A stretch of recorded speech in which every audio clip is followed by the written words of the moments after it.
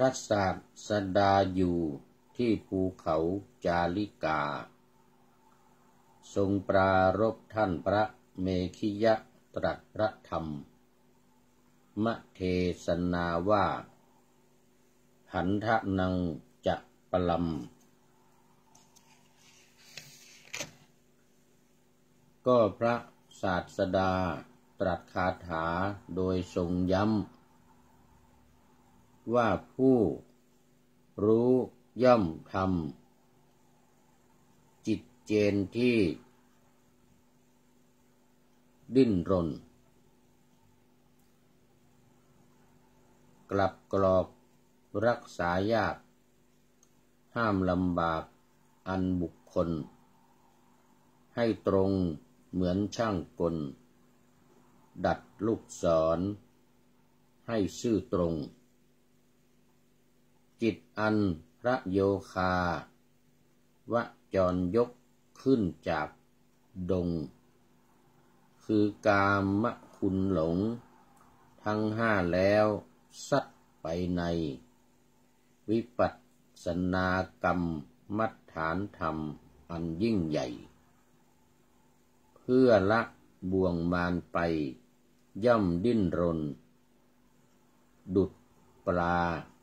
อันพรานเบ็ดยกขึ้นจากแม่น้ำหลากโยนไปพลันสู่บก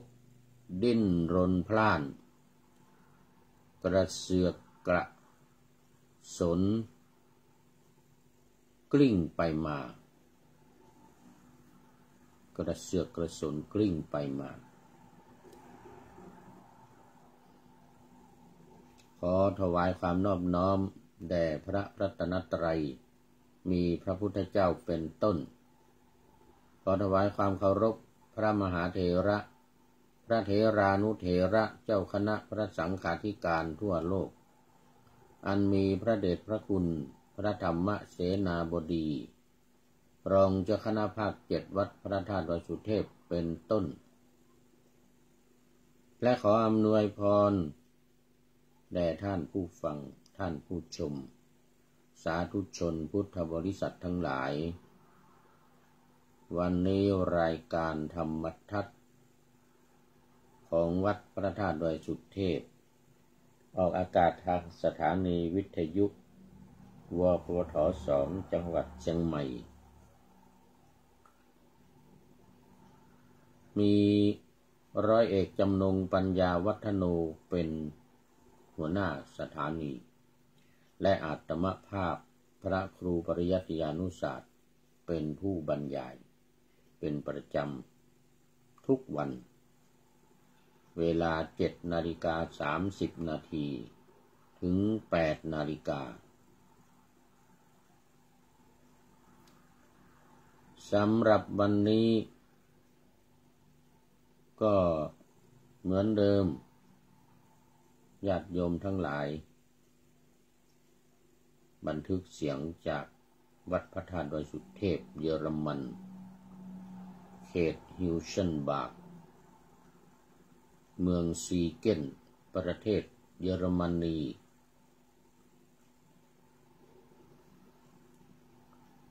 สำหรับวันนี้บรรยากาศดีมาก ดีมากดีมากดูอุณหภูมิก่อนอุณหภูมิวันนี้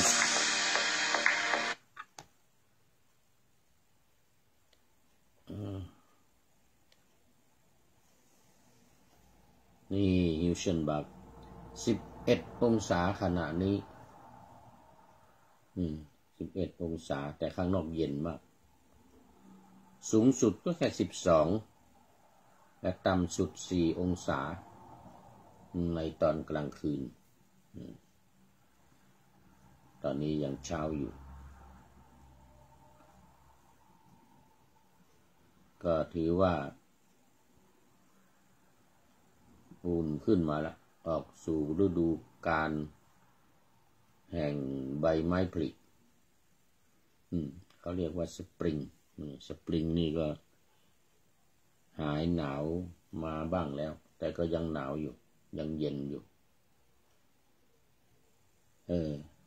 10 องศา11 องศานี่ยังพอใช้ได้แต่จะลงไปต่ำสุดนี่4 องศาก็วันนี้มาสู่เนื้อหาสาระของธรรมะต่อจากเมื่อวานเป็นสูตรใหม่แล้ววันนี้เรื่องใหม่ขอไปเรื่องในพระไตรปิฎกขุททกนิกายซึ่งพระเดชพระคุณหลวงพ่อพุทธโฆษาจารย์ก็ได้นำมาเรียบเรียงเรียกว่าเป็นชั้นอรรถกถาอรรถกถาธรรมบท8 ภาคภาคที่1ถึงภาคที่8ตอนนี้ยังถึงภาคที่2ภาคที่1จบไปมาถึงภาคที่2เรื่องเมขิยะท่านพระเมขิยะดังได้ปาหน้าธรรมาสไว้พระศาสดาอยู่ที่ภูเขาจาริกาทรงปรารภท่านพระเมขิยะตรัสพระธรรมมัทเทศนาว่าพันธนังจักปลัม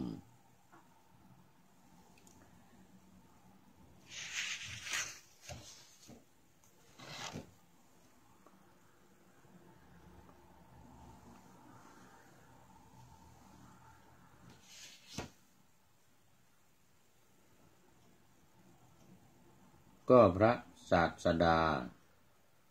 ตรัสคาถาโดยทรงย้ำว่าผู้รู้ย่อมทำจิตจินที่ดิ้นรนกลับกรอกรักษายากห้ามลำบากอันบุคคลให้ตรงเหมือนช่างกลดัดลูกศรให้ซื่อตรงจิตอันพระโยคาวจรยกขึ้นจากดงคือกามคุณหลงทั้ง5แล้วสักไปในวิปัสสนากรรมมัฏฐานธรรมอันยิ่งใหญ่เพื่อละบ่วงมารไปย่อมดิ้นรนดุจปลาอันพรานเบ็ดยกขึ้นจากแม่น้ำหลากโยนไปพลันสู่บกดิ้นรนพล่านกระเสือกกระสนกลิ้งไปมา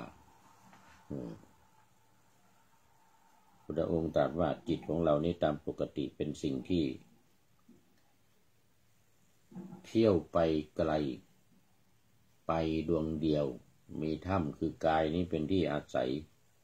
และไปเร็วห้ามยากห้ามยากบางทีไม่สามารถที่จะห้ามได้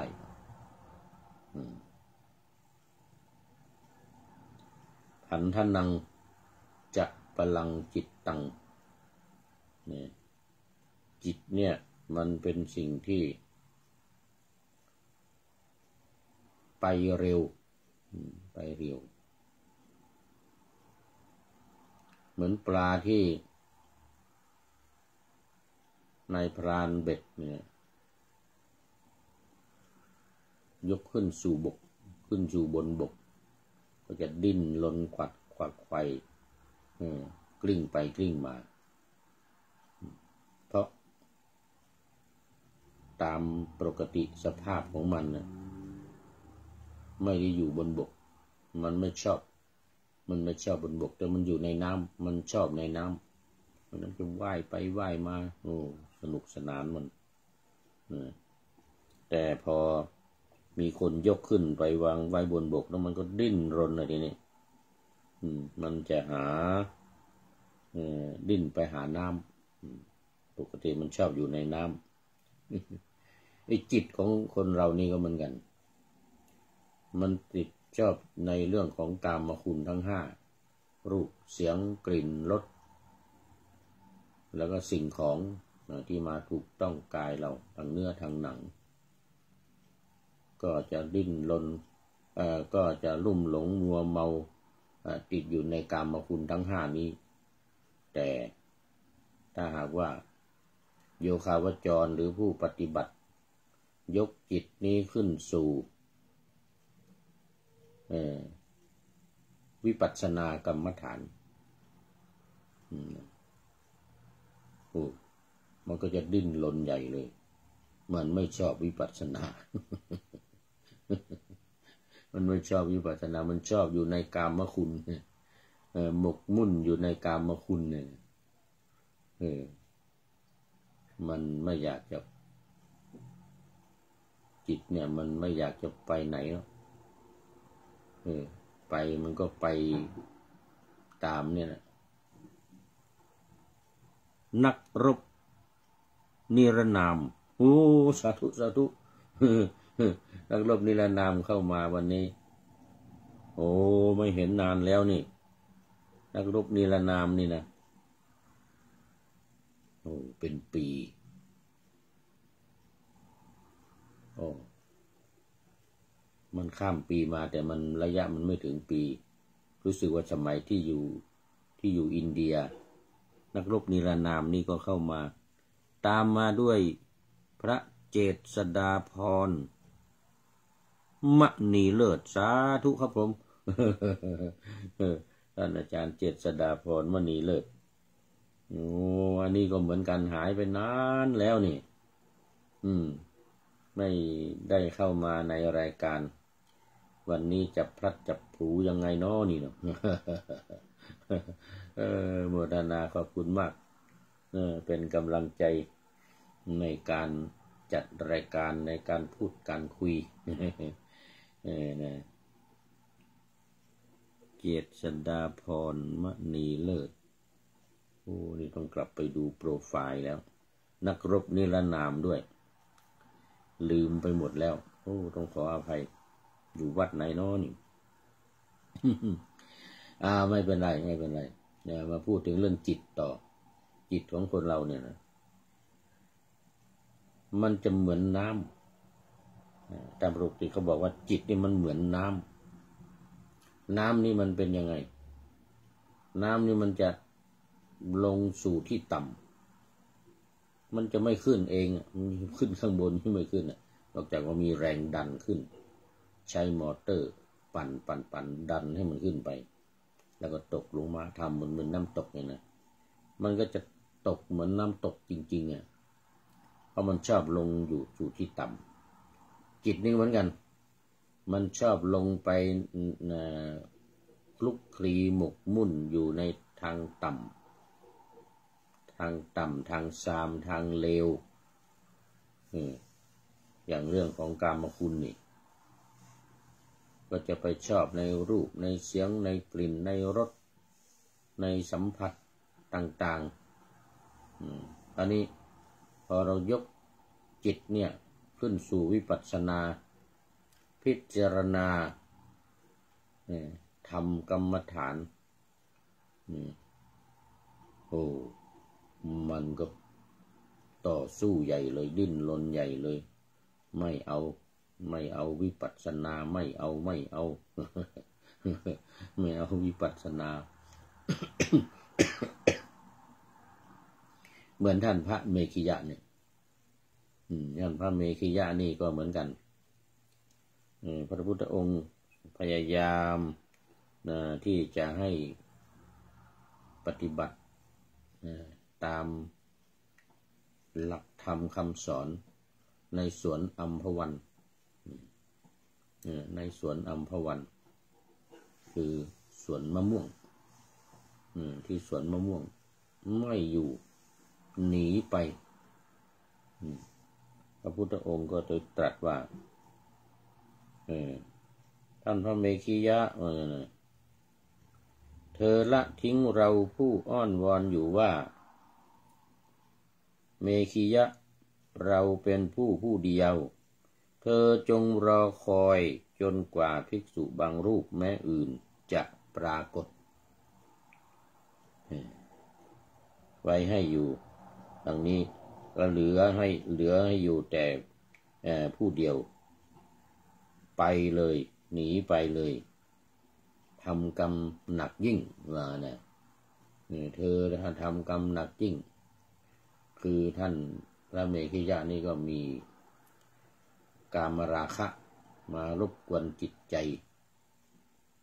ไม่สามารถที่จะปฏิบัติอยู่ได้จิตใจมันก็ฝักใฝ่ฝัดใฝ่หาไปทางกามคุณเรื่อยๆก็หนีไปพระพุทธองค์ก็จึงตามไปเรียกมาก็บอกว่าชื่อว่าภิกษุไม่ควรเป็นผู้เป็นไปในอำนาจจิตอย่างนี้คือตามจิตไปจิตจะไปทางไหนจะคิดยังไงก็ไปตามนั้นไม่อยู่ไม่รอแม้พระพุทธองค์จะตรัสห้ามว่าจงรอก่อนก็ไม่รอ เพราะอะไรจิตนำไปจิตเป็นนายกายเป็นบ่าวจิตสั่งกายก็เดินไปแล้วนี่ร่างกายเนี่ยมันไม่รู้ขี้รู้ตดอะไรหรอกเนี่ยแต่จิตเนี่ยมันเป็นตัวรู้เป็นตัวนำจิตเป็นใหญ่จิตเป็นหัวหน้าทุกอย่างสำเร็จแล้วด้วยใจที่พระองค์ตรัสไว้ในภาคหนึ่งในธรรมบทภาคหนึ่งเรื่องหลวงพ่อจักขุบาลจิตเป็นใหญ่จิตเป็นหัวหน้าไปเลยทีนี้พาร่างกายไปหนีไปจากพระพุทธเจ้าหนีไปจากอัมพวันอัมพวนารามสวนที่นางอัมพปาลีนางอัมพปาลีสร้างอัมพวันถวายพระพุทธเจ้าแล้วท่านพระเมขิยะนี่ก็ไม่อยู่พระองค์ก็จึงตรัสว่าเธอไม่ควรจะตามจิตนะจิตมันคิดไปยังไงก็อย่าตามมันไปอย่างนั้นนะร่างกายนี่อย่าตามมันไปปล่อยจิตไปคนเดียวปล่อยมันไปคนเดียวแล้วมันเหนื่อยแล้วมันก็จะกลับมาเองอย่างนั้นนะ มันเหนื่อยมันจะกลับมาเองโมทนา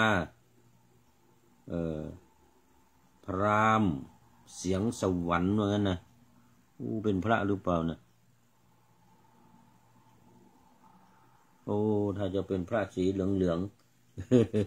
ๆ สีเหลืองก็มันชัดเจนพราหมณ์เสียงสวรรค์นี่นะสาธุโมทนาขอบคุณมาก ตามจิตไปหน่อยเนอะจิตมันไม่อยู่กับที่กับทางไม่อยู่กับเนื้อกับตัว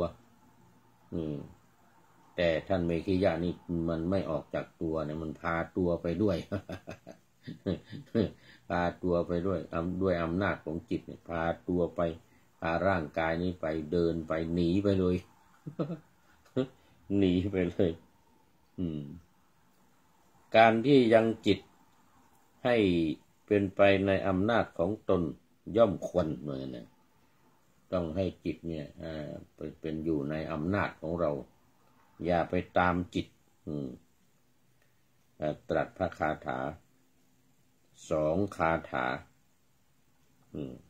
ตรัสพระคาถา2 คาถาเนี่ยพันธนังจะปลังจิตตังทุรักขังทุนนิวารยังทุรักขังนี่รักษาได้ยากทุนนิวารยังห้ามได้ยากอุชุงกโรติเมธาวีอุสุการโรวัตเตชนังเหมือนนายช่างสอนอุสุการโรวัตเตชนัง ทำลูกศรให้ตรงอุชุงกโรติทำลูกศรให้มันตรงนี่นะวาลิโขวะทะเลคิตโตโอกะโมกะตะอุพัตโตปริพันธะติทังจิตตังมาระไทยังปหาตะเวมาระไทยังปหาตะเวนี่นะบอกว่าชนผู้มีปัญญาเมธาย่อมทำจิตให้จิตที่ดิ้นรนกลับกรอกอันบุคคลรักษาได้ยากห้ามได้ยากให้ตรงพันธนังจะปลังจิตตังเนี่ยจิตที่ดิ้นรนจิตที่ดิ้นรนนึกถึงสมัยเรียนบาลีไอ้พันธนังจะปลังจิตตังนี่เราก็แปลผิดโดนอาจารย์ด่าเราไปแปลว่าจิตที่ดิ้นรนบนปลายไม้ว่างั้นนะจิตบนปลายไม้จิตดิ้นรนบนปลายไม้ว่างั้นอาจารย์บอกปลายไม้ที่ไหนว่างั้นเป็นว่าบกแปลว่าบกบนบกจิตที่เขาซัดไปบนบกไอ้ปลาที่เขาซัดไปบนบกวาลิโขวะทะเลคิตโตโอกะโมกะตะอุพัตโตดิ้นรนไปอัญโยคะยกขึ้นจากอาลัยคือกามคุณ5ซัดไปในวิปัสสนากรรมฐานเพื่อละบ่วงมารย่อมดิ้นรนดุจปลาอันพรานเบ็ดยกขึ้นจากที่อยู่คือน้ำแล้วโยนไปบนบกดิ้นรนอยู่ฉะนั้นอันนี้ก็เป็นพูดถึงเรื่องของจิตอันนั้นก็จะต้องบังคับจิตให้อยู่ในกายของเราให้อยู่ในอำนาจของเรามาอีกรูปหนึ่งเป็นพระสาธุครับผมวันก่อนเข้าไปดูโปรไฟล์ไปเจอเป็นผู้หญิงชื่ออัญญานีอะไรไม่รู้ทางภาคใต้นู่น ขอบคุณมากนี่บอกว่าอยู่ในเชียงใหม่ว่างั้นนะอยู่เชียงใหม่ที่ใดที่หนึ่งในจังหวัดเชียงใหม่วะนะ วัดไหนเนาะนี่ ในจังหวัดเชียงใหม่นี่ไม่รู้วัดอะไร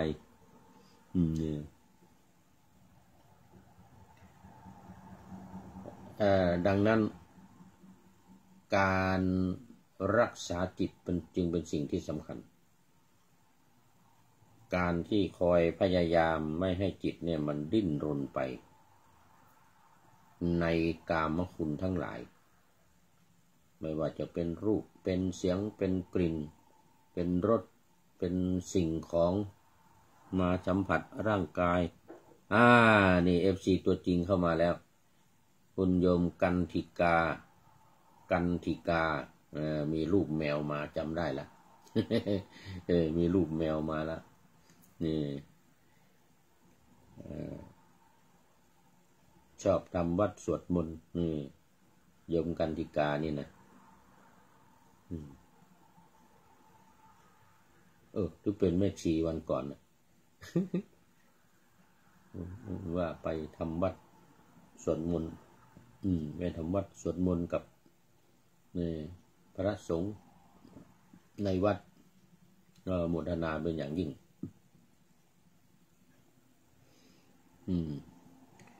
ดุจช่างสอนดัดลูกศรให้ตรงฉะนั้นอะไรเงี้ยนะ ช่างอุสุกาโรนี่นะอุสุกาโรวเตชนังนี่นะอุชุงกโรติทำลูกศรให้ตรงช่างลูกศรเนี่ยทำลูกศรให้ตรงเพราะว่าจิตเนี่ยมันไม่อยู่ในอำนาจของเราในการทำจิตให้อยู่ในอำนาจแล้วซัดไปในวิปัสสนานู่นมันจริงจะ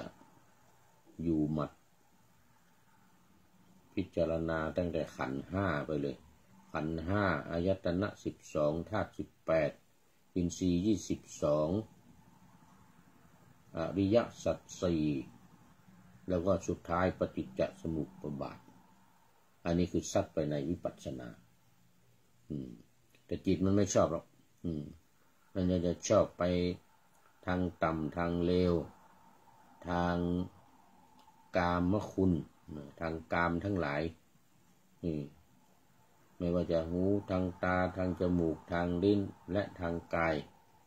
การสัมผัสถูกต้องกับอารมณ์ทั้งหลายที่เกิดขึ้นทั้งทางตาทางหูรูปเสียงกลิ่นรส